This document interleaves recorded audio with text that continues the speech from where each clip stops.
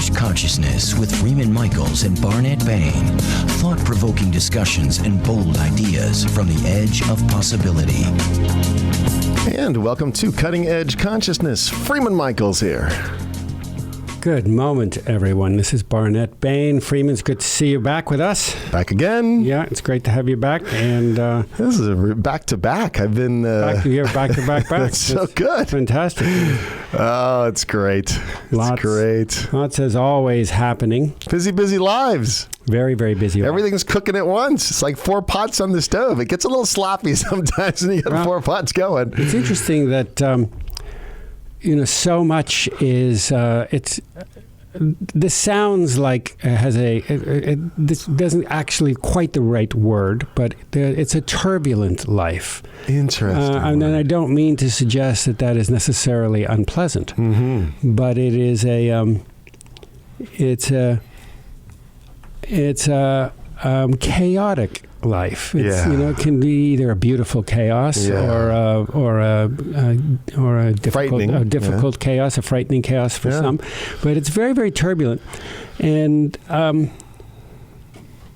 people respond in different ways to the stresses of discovering how to become resilient in turbulence, resilient in chaos, and I bring this up because I know that I was raised to believe, as my dad would remind me every day, facts are facts. Kid. Facts are facts. You're a dreamer, in fact. Just get rid of that dreaming. Facts are facts. Rocks are hard and water is wet. And thank God you weren't listening. You were the kid who just didn't listen to that. But it is increasingly apparent to me that facts are fleeting constructs. That we string together reality and we make a narrative out of them, and we ground that reality in the energies that seem to be that move more slowly. The slowest moving energies we call facts, things like gravity and just laws of physics. And we love to pretend like it's a straight line. We pretend it's a straight line, and we pretend that our realities are ultimately made, that they ultimately spring from the facts. So if that was true, then this is true. Yes, the if then. So I bring this up because I was listening to we had a physicist who we thought was going to be on a little while back. I remember that. And who has been rebooked. Oh, good. We still love him. But I was very interested in some of the public response to some of his thinking, which is quite. Progressive for a physicist, very progressive, and this idea that physical reality is grounded in certain scientific assumptions does not jar with some of his thinking, and it certainly doesn't jar with some of my own experience. Well, I believe we probably have a guest who would agree that there are more things on heaven and earth, and more the Horatio than can be dreamt of in your philosophy, to quote the Bard. So, who do we got today, Barnet? Oh my goodness! Well, we're very, very blessed to have Doreen Virtue with us today. Outstanding. Yes, absolutely outstanding. Doreen is the author of over 50 books. She's prolific. On topics of the angelic realm, the fairy realm, healthful living, and spirituality and consciousness in general. She is the ideal guest, the perfect guest in perfect timing to pursue this conversation today. So all things they all seem to work out when you rest in the flow. So thank you, Doreen, for joining us today on Cutting Edge Consciousness. Welcome to the show. I'm so pleased to be with you all. Yeah. So to this point, it's occurred to me that we could either account for things like the laws of nature through our scientific agreements or, gravity and photosynthesis and all of the sorts of things that make up our environment as we know it. And we can also account for it as the culmination and coordination of nature spirits, selves, undines, and salamander energy and gnome energy. That's a superseding, I think you will agree, and if not, let me know, that is a superseding set of truths. And yes, I think it's both. Yes, I love the both. They are. It is always both and. I mean, it is always exactly. you key in wherever you key. The whole idea of PET scans and MRIs and CAT scans are seeing things that always existed. We just couldn't measure them, and I really feel we'll have a measuring device that will show the presences around us. Mm-hmm. And just because we can't right at the moment pinpoint them scientifically or in a concrete way doesn't mean they don't exist. We simply have to go on more of an empirical way of saying that there's so many people around the world who are saying the same pattern, and that's called a field study, as opposed to a controlled study. And field studies are considered valid in the scientific world, I love it. I'm thinking in terms of frame of reference, right? Because there are, at least in my world at this point, multiple frames of reference. And for many years, where I couldn't reconcile them, I felt conflicted and then confused. At this point, I'm okay if they are conflicted because I personally look to certain frames of reference for certain feedback that's required in that particular moment of my life. Does that make sense? Well, it does make sense, and I was thinking about this morning because my philosophy truly is, if it's meant to be, it'll be. Totally. Which sounds passive, though, because there's a part of me that's an activist, and so I do care about GMOs and geoengineering and such, and so I was really reconciling the both, that it comes down to taking action with peace and not going into the fear. And I love how you said part of me, because look, there are more than one part of me. It's true. We're multidimensional, and definitely having many realities at the same time. And I think it's interesting to have these conversations such as we're all having with our own selves. Yeah, or selves. I love it. Did you pluralize that? The many me's, right? Yes, we change. We have many different personalities within each of us, and we can still be high-functioning, mentally healthy people. And it comes down to awareness, doesn't it? Saying, oh, look at me doing this. And really having self-compassion and not getting into perfectionism. I shouldn't be this way. Just observing it and going, oh, look at that. Look at how I'm reacting right now. Look at how I'm feeling. Mm-hmm. I'd love to talk a little bit with you about some of the developmental outliers. This is an interesting way, I think, of expressing it. Individuals or communities that are exploring a different relationship with these mysteries, with these explorations, with these outlying energies and experiences of what it means to be human. For example, there are places like Findhorn in Scotland or Perelandra, I think, in Virginia. Sedona, maybe? Sedona. But at Findhorn, specifically in Perelandra, they raise these extraordinary gardens. Mm-hmm. Right. Yep. And they do so by working in co-creation with Davic energies and nature spirits.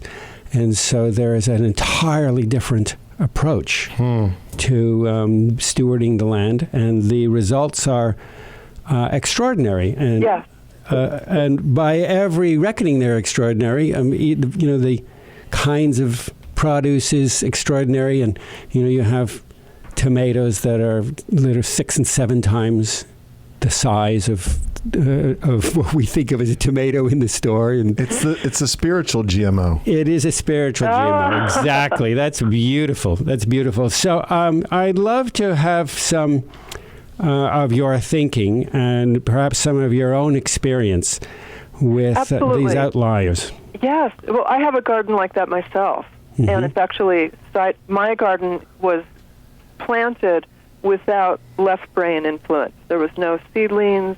There was simply putting seeds direct in soil with prayer, and it's magnificent. It's huge. It's growing fast. I eat 2 meals a day from that garden, and next to it is a garden that was planted with the left brain, the normal way, which was seedlings, and all the plants are maybe 2 inches high. Yeah. And so I have my own little Findhorn here. But I think that consciousness studies are fascinating, and it's something that I've looked at for years because I was raised with metaphysical parents who taught me before I could even walk that your thoughts create your reality, and I witnessed it growing up. And the scientific community who is aware of the latest studies of consciousness agree. Yeah. You know, there's a lot of studies that actually have shown that if you're in a bad mood, it's not a coincidence that your electronics won't work that day. And there's a reason why you think about a friend and then you bump into them later that day. It's not a woo-woo or esoteric. It really comes down to body consciousness.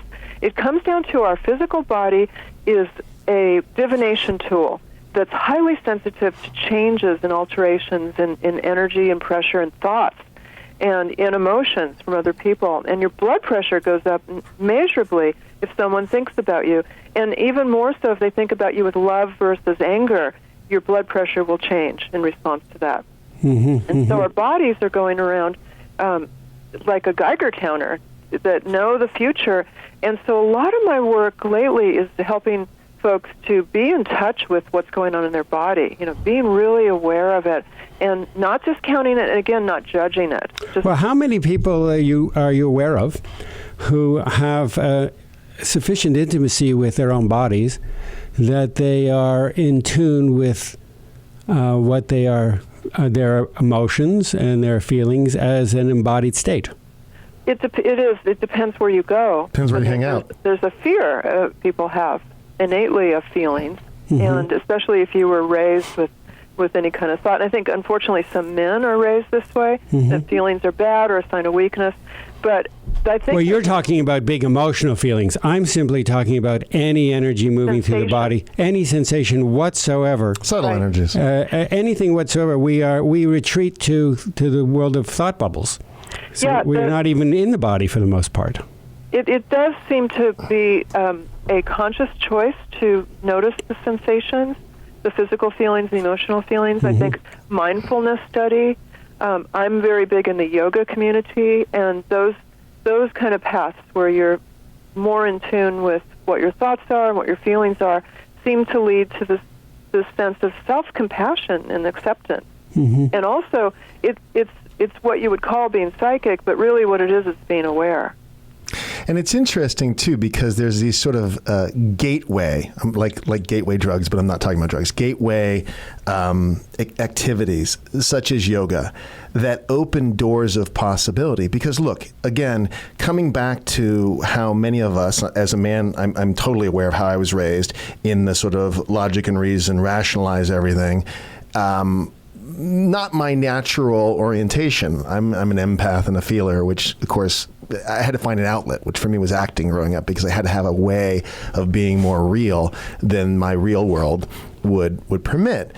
So the gateway stuff generated what I think, Barnett, you're sort of pointing at, a kind of attunement where there became a greater menu, if you will, of possibilities for my life. Because in the logic and reason world, it's tight, you know, and for me that wasn't sufficient. And I think this is sort of the world I see out there. We're in a transition where the way we've held reality isn't sufficient for the problems we face as a species, but also on an individual level. Do you know what I'm talking about? Well, I think that it's progression, but I also think it's a bit regression, don't you? I think the indigenous cultures have always done this. Yeah. But going back to our natural state. That's great. I love that. And my sense is that there is a place, because we were talking sort of about the sciences, right? So we're not going to throw those away completely, because I think there's an integration of this incredible experience of our relationship with the mystical. So the age of reason and the desire to sort of, go through it and make sense of it has value, sort of layered on top of, so we can look back to indigenous tribes. This is my own sense. And really see value in the way they perceived reality, and then layer in the progress, or whatever we want to call it, which I don't think was a divergence. I think there's a way where it fits with sort of the next layer of evolution. Thoughts on that? Right. What are your thoughts about that? Yeah, well, I definitely see that technology is a blessing when used in the service of that kind of progress. I think the fact that right now we can go on the internet and research anything and find a YouTube video that could teach you virtually anything you want to find out is a blessing. But it's a double-edged sword, of course, because it keeps us disconnected from real people. And so thinking, there is a place for thinking. Most of our thinking is ruminative. The internet really shows us that so much of our thinking that is specific and focused, we need not labor on it. We just have it at hand, and much of the rest of it is just obsessive or compulsive thinking. That there is a higher order of functioning than simply being caught in these mental loops. I want to hear your response to that, but first, we want to take a moment to hear from our sponsors, and then we're going to come back in a moment with Doreen Virtue.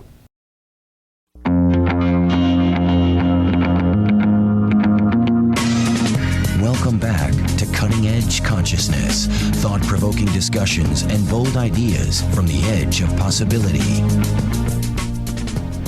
And welcome back to Cutting Edge Consciousness. Freeman Michaels here with Barnet Bain and Doreen Virtue, our guest.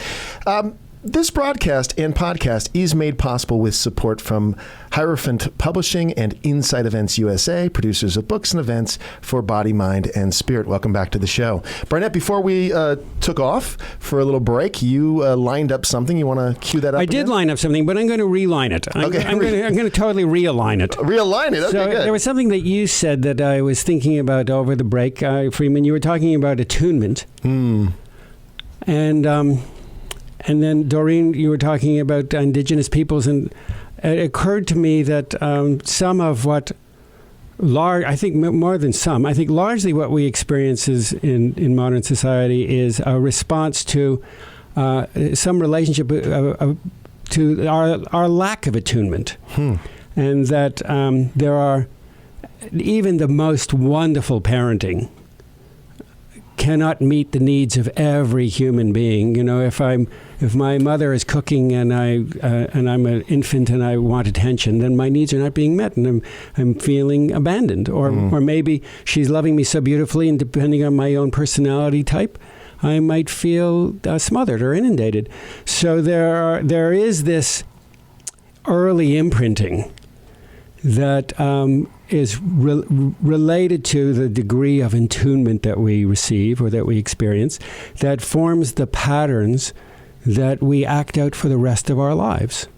And many of the behaviors that I know that I exhibit as an adult, almost all of them, if I really stop and tune into what's going on in my body, are not about what's happening now, but that whatever is happening now, it could be in the slightest way triggers a memory without, not even consciously.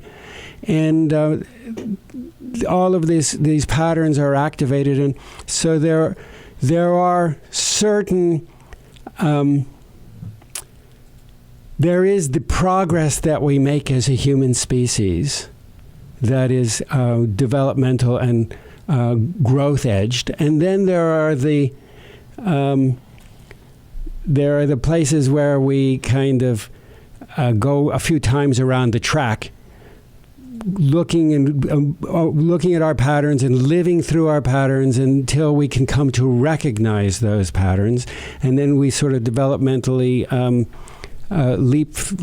leapfrog to a whole nother stage of relating to things.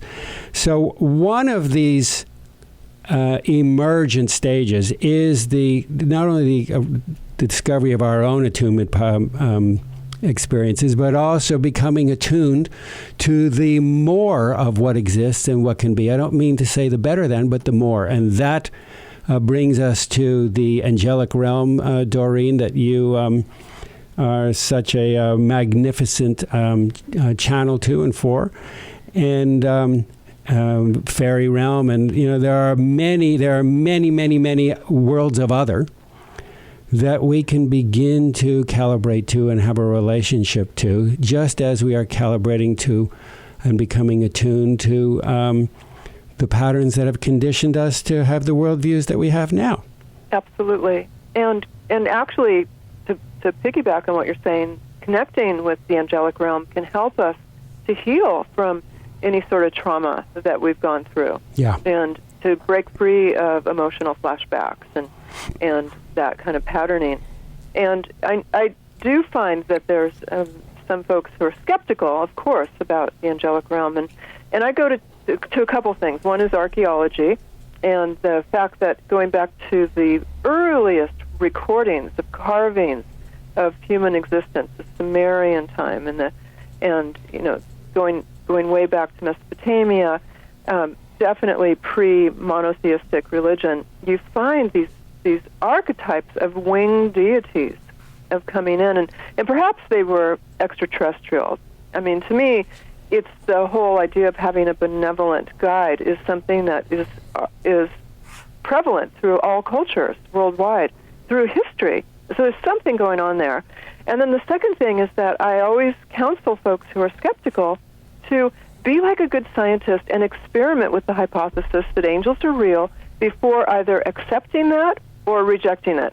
And the way that you would experiment would be to ask them to help you with something, and then just to be open to see what happens. And I find that because I'm not trying to convert anyone or convince anyone of the reality of angels, I'm simply here teaching about an experience that many of us have had and enjoyed and benefited from. I find that lots of people who take that chance and ask for, say, a taxi cab at 5 o'clock on a rainy Friday night, or who ask for help with meeting their bills, or healing from a health crisis, or meeting their soulmate, whatever it is, that they receive that help in ways that they couldn't have predicted or controlled on a human level. And boom, they know that to them, angels are real. And it's a felt experience. I think sometimes Barnett is a filmmaker, and I think sometimes of movies where it's implied, explicit, not implied, it's explicit, that you're going to suspend your disbelief. And then the experience of the film is really real. It's so touching and moving and heartfelt, even if it's about something that doesn't fit in our sort of, again, conditioned frame of reference. So the question becomes, was that real? Was it impactful? I often say, I don't know what I believe, but I know that I don't believe in not believing, right? So then this other sensibility, my feeling sense, can have all kinds of experiences that my rational mind doesn't know what to do with, but I know it's real.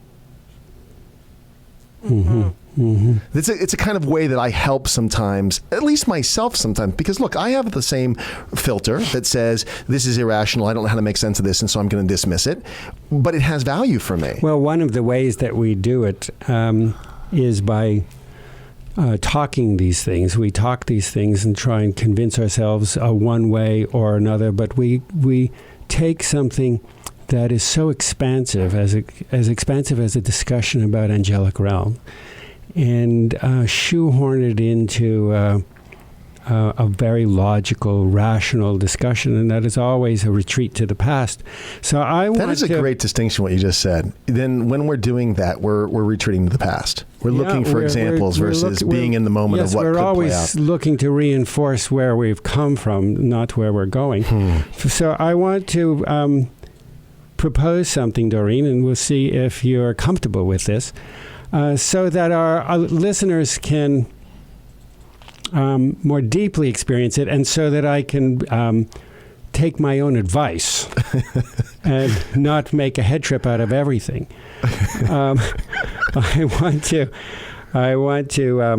ask you if you have any intuitive or if you're receiving anything that might be a message from my angels or presences that might be good for me to hear.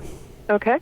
Well, we all have guardian angels, and this is something that I know from my lifelong experience, and I can say it with confidence. Mm-hmm. And we also, some of us have archangels, archangels are more finite, and they are not your personal angel, but they can, they're holographic, so they can be with everyone at the same time who they are assigned to. And so you've got the Archangel Metatron with you. I'm not sure if you're familiar with him, but he's the chief angel in the Sephiroth of the Kabbalah. And he was human. He was human. He was the prophet Enoch, and he was one of the first humans who was so pious to ascend and become now a very powerful archangel. And Metatron shows me these sacred geometry shapes with you. And he shows me that you are, well, you know this, multidimensional, but he shows me that you know things that you hold back on teaching about or telling people about because you're afraid it would blow their minds or that it doesn't make sense. And that you're monitoring your teachings to say, is this, palatable? And he's saying, just let go and just put your foot on the gas pedal and go and just teach, even if you don't even understand it, he says. All right, Doreen. Barnett was telling me this at coffee this morning. Exactly what you just said. There are things that I'm tuned into that I'm apprehensive to put out in the world because of just do exactly what you just said. That's brilliant. Exactly. And by the way, yesterday, Metatron came up for me no less than 3 times. Whoa! And I'm very aware of that energy, but I haven't identified a relationship to it. But I came across that 3 times, and I thought that's interesting, especially since I'm going to be speaking to Doreen tomorrow. Mm-hmm. He was trying to foreshadow this message and just to help you to believe it. That's very interesting. I mean, this morning, Freeman and I were just talking about the fairy realm and how it is so, I don't want it to sound unkind because I don't have a better word than this, but infantilized by the culture and made into Tinkerbell and made into little pixies and ways that they can handle it when we're talking about the sons and daughters of Danu, the Tuath Dana. We're talking about a race, the most, again, I don't want to, I've heard the advice from Metatron, but I'm still not I'm tongue-tied. I'm not entirely comfortable unpacking all of this. But it always, I was saying to Freeman, it always makes me feel a little awkward when I hear it framed that way as pixies and Tinkerbells and little things, when we're really talking about a race that is so powerful and who like us, like humans, have developmental outliers who are becoming quite magical as opposed to magical thinking in their development, and on whose shoulders an entirely new world rests and new maps are being made. Very true. And interestingly, when I travel to other countries, particularly Australia, and I go to a bookstore, there are books on elementals, devas, fairies, that are right there with all the other nonfiction books. It's only in America that books on elementals are put in the section either called fiction or fantasy, or they have their own section. And it really is the rest of the world has embraced nature. I mean, you go to any other country and you'll see people who have jobs sitting in the park at lunch, enjoying the nature. In America, everyone eats lunch at their desk, right? It's all productivity. And so in America, there's this disconnection with nature. Mow put a parking lot there, you'll make more money than this park. Well, it is a disconnection from the body, from the mother, from the matter, and it shows up by equally by we're either totally disconnected from it or we are so over-identified with it as an object. We make an object out of it. I will work it out to within an inch of its life. It'll look good, but I don't really have a relationship with it. Mm-hmm. Yeah, or, in other countries, there's this beauty of letting the flowering bushes grow, where everything, it seems like in America, it's trimmed and hedged and cut and pesticide strewn. And so I really believe that getting in touch with the elementals and talking about them openly, because in my work, I talk to the Christian community as well as the scientific community. So I'm really walking the fine line of, introducing both communities to something that they're suspicious about, either because they think it's idolatry or hedonism, or they think it's something that is illogical. And it's outside their frame of reference. Right. The frame of reference they've identified with. One of the things that I've done in the past that's helped folks to make that bridge is take them out to places where there's wild nature that's not hedged or sprayed, and have them take photos. And these elementals will show up now on digital photography, and you can actually see the body outline shape. You can see this glowing color. It's an orb, but it's got a shape and it's got a color of either pink or purple or green. And this is one way for folks to understand that yes, they can accept that plants have a spirit and a life force and a soul, and of course there's a couple people who are attaching electrodes to plant leaves now and running it through a synthesizer to create music, and that helps you to see the consciousness of plants and such, and the aura photography of plants. But when you go to the next step, that there's even more, there's a consciousness outside the physical outline of the plant, tending over it like nature angels, and you can photograph these beings with anyone can with a digital camera. Then I think that helps folks to relax. And then I talk about how there's been such mistrust going back to the days of the Inquisition, where my historical research found that there was, you talked about the Tuatha-De-Dananns and of course the Druids and any kind of society that was outdoors a lot and getting that connection with nature, they became very powerful, which was threatening to some governments and the church. And that was why there was a giant PR campaign against that kind of power, making it something that was blasphemous or illogical. And that pervades today. It was such a great PR campaign that they waged against the fairies, against, the divas. And women. To this day, we're skeptical or afraid of them. And women. Because it is with that connecting, imagining, communing energy that is the birthright of every human being, but it is a feminine energy.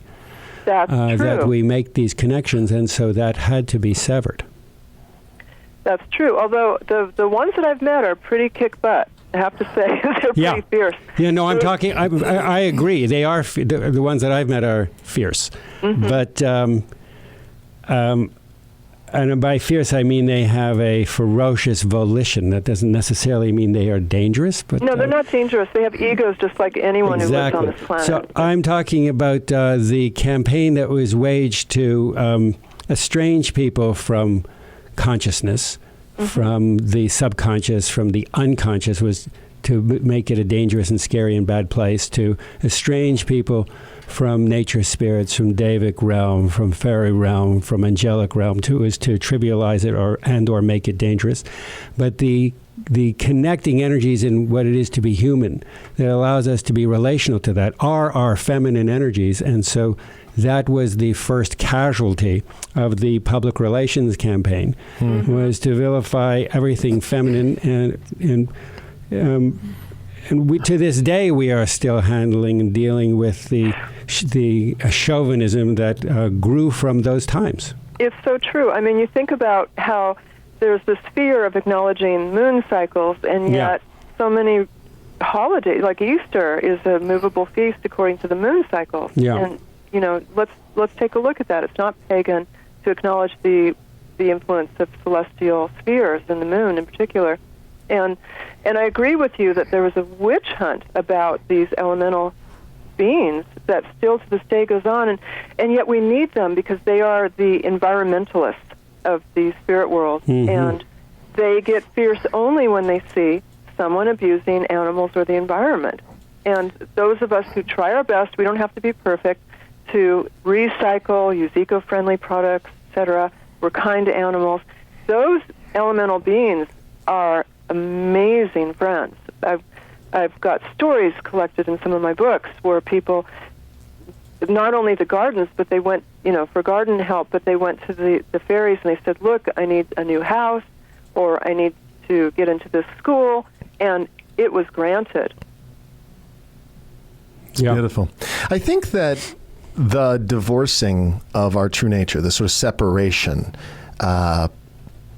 ultimately, it creates the imbalance, but there's always going to be a shift back, which is where, I kind of go back to what I was saying about the gateway portals, these sort of, and you use the word bridging, which I think is exactly right.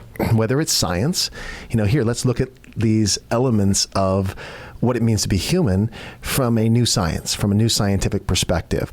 For me, business. I'm doing a lot of business coaching and a lot of business training. And it's fascinating because if you told me a while back, maybe not even just a few years ago, this is what I'd be doing in my life, I would have said, no way. But again, I see it as a gateway. It's interesting because there's this natural desire to rebalance, right? So as a messenger, which I see myself as, I don't care what the format is. I don't really care what the form is. I care what the function is. I care what the, what is it I'm meant to do and how does it show up is sort of well, let's wait and see. Let's see what shows up as an opportunity. So for me, looking out at the world, I see so many places where there's opportunities to gracefully offer people insights so they can begin to open these things, these little boxes, if you will, and become more of who they really are. That's beautiful. And I don't care what it is, business, science, I don't care. Just so long as there's a way in so that people don't feel ostracized. It doesn't feel so weird. Let's help them.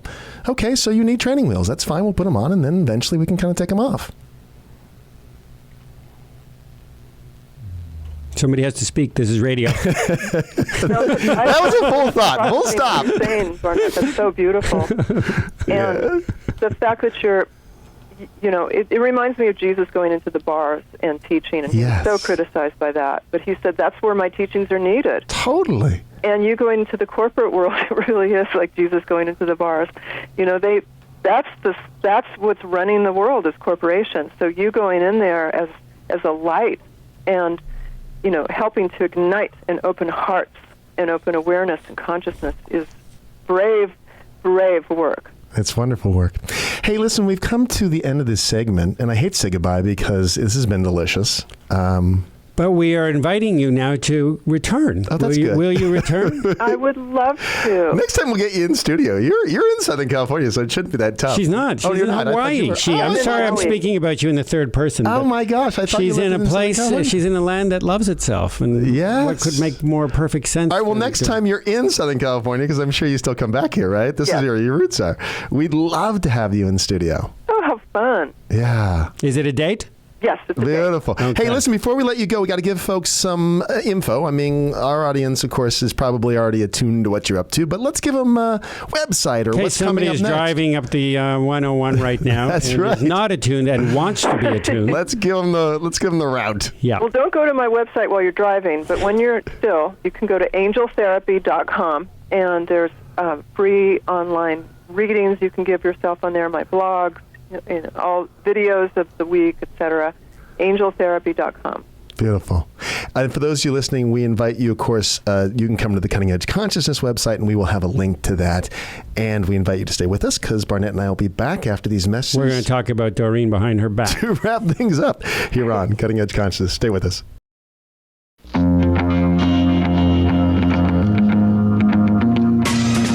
Welcome back to Cutting Edge Consciousness, thought-provoking discussions and bold ideas from the edge of possibility. Welcome back. This is Barnett. I'm here with Freeman. And we just want to remind you that this broadcast and podcast is made possible with support from Hierophant Publishing and our friends at Insight Events USA, producers of books and events for body, mind, and spirit. Lots of spirit right now. We are very spirited. She's awesome. She is awesome. Gosh. She What a is gift. awesome. And I thank her for being with us and introducing me to She nudged you. She nudged you out into the light. She did. You can't hide anymore. Is that funny? I mean, awesome. It's the ecstatic explosion of coincidence, of synchronicity. Because as Freeman mentioned, prior to the show, we were sitting in a coffee shop. We used to meet for years in the coffee shop. And We used to meet for lunch because we taped at a different we time. met for lunch. Originally, we met for lunch. Then we started to meet before, and we would talk about what we were going to do in the show. Now we meet before, and we never get around to talking about what we're going to do in the show. It just. But we realize the show is just an extension of whatever's going on in our lives. So if we talk about our lives, we're in. It's spontaneous. It's really just about connecting. It's spontaneous. But so there we were this morning, and we were talking about exactly this thing. We were specifically talking about things like the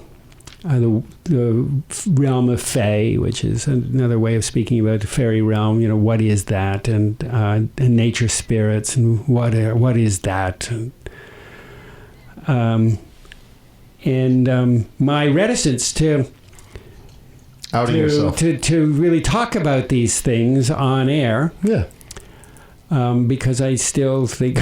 Because your dad still says, kid, facts are facts. That's still ringing in the back of your head. Facts I mean, that's the truth. Look. That is the truth. Though my deeper knowing and my deeper purpose, it's interesting how many sort of obstructions kind of came with the dance, right? We didn't, so there's always this authenticity that wants to come out or be expressed through me, and my resistance, I realize now, this is my big aha, just comes along like it's all part of me. It's interesting because we can even track back to the audience that I'm speaking to. Let's say it's business, and how my first thought is, no, I wouldn't be doing that, only to realize, oh my God, that's exactly where I'm supposed to be. Mm-hmm. All those challenges that were like, it's a horrible challenge, then we go, oh, it's so brilliant, like that's exactly what I needed. Mm-hmm. So congratulations, Barnet. Thank you. Yeah, we come with these interruptions. Yeah. Constant interruptions every single time, with every feeling of tightness or of unease, or maybe there's no energy moving through my chest, or sometimes I completely cease to breathe, or I breathe very shallow breath. And with every sensation, maybe is a better word than feelings, with every sensation and with every thought that is oppositional or that is not contributive to hope and to the idea that I have, the dream that I have about myself. Everyone that is oppositional to that or is not directly contributing to that. Sometimes it's absolutely really antagonistic. Rocks are hard and water is wet, Facts are facts. Or you can't do this, or why should you be doing this, or this will never work out. And every single one of those things is an interruption to my flow, to my birthright. And I'm discovering that they all have a flavor. They all have a flavor. After 61 years, I finally, it's not vanilla, I promise you. They all have a flavor. And that flavor has shown up in my life as kind of the race course. I go round and round the same track. The situations often look different, but underneath the issues are always the same. Mm-hmm. And they always come out of the same kinds of interruptions, and they are always the product of how I was raised, and also lots of it is pre-birth. And part of it, my sense is the gift we have to give. Look, from my perspective, the obstacles fit. There's no single obstacle I've ever faced that when I call them top of the mountain moments. I think you've heard me say this, that it always happens in nature. usually on a hike, and there's always this metaphorically, but sometimes literally cresting, if you will. I'm in the oh gosh, there's another hill, or oh gosh, I'm in the forest, and then all of a sudden, boom, it opens up, and I can see the whole thing, right? And I have them. I have someone call them perfect moments. Peak moments. Yeah, perfect moments, peak moments, and I see the whole thing. I'm like, oh my gosh, and all those challenges fit perfectly. So I well, they do fit perfectly because that's our programming. Well, and so if we have an alphabet and we discover there are no words that we're going to discover that aren't comprised and composed of the alphabet. Right. But when we suddenly discover, well, the alphabet itself is limiting. Is there experience beyond the alphabet? And where did that alphabet? Where did I inherit that alphabet? It's interesting where you're going, because that's actually not what I was talking about, but it's okay. What I was talking about is just, okay, look, this is just exactly what I'm working on, is I'm really working on being more at ease with the challenges that come up, and really kind of looking at them and going, what's here for me? Yeah. Because it's the Buddhist saying that pain's part of life, but suffering's optional. Suffering is this idea that it oughtn't to be happening, right? Well, that's true, but the Buddhists, I don't know whether they meant this or they didn't mean this. I'm not a Buddhist scholar. I'm interested in being okay with the challenges, as you say, but I'm also interested in why the challenges are always the same. Yeah. So why am I going around this track again and again? Why is it always the same handful of challenges? Even Crayola makes 164 pack.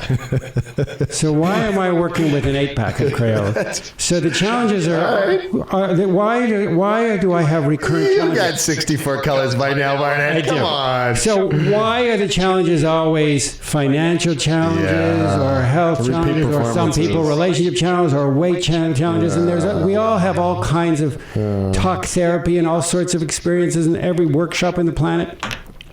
But eventually there comes a point where we realize, I want to learn how to be at ease and resilient around my challenges, and I want to learn, well, why do I always have the same challenges? Why is it always the same alphabet? It's always the same color. Where did I get programmed with this? Yeah.